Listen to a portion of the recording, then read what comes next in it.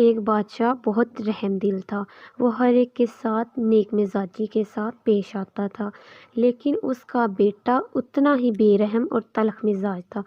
جب دیکھو غصے کی تیوری چڑھائے ہوئے نوکروں کو ڈانٹتا رہتا، یہاں تک کہ نوکروں کو مارتا پیٹتا بھی تھا۔ بادشاہ کو یہ خبریں پہنچتی تو بادشاہ کو بہت دکھ ہوتا۔ وہ اپنے بیٹے کو اشاروں میں اپنے بیٹے کو بہت سمجھاتا، لیکن شہزادہ بادشاہ کی ایک نہ سنتا۔ مگر شہزادے پر بادشاہ کی باتوں کا، اشاروں کا ذرا اثر نہیں ہوتا۔ ایک دن شہزادے کی خوبصورت سی لڑکی کے ساتھ شادی ہو گئی۔ تھوڑے ہی عرصے بعد شہزادے کے ہاں بیٹا پیدا ہوا۔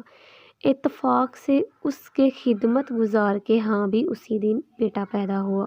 بادشاہ نے محل میں جا کر دونوں لڑکوں کو ایک ہی پلنگ پر لیٹا دیا اور شہزادے کو بلایا۔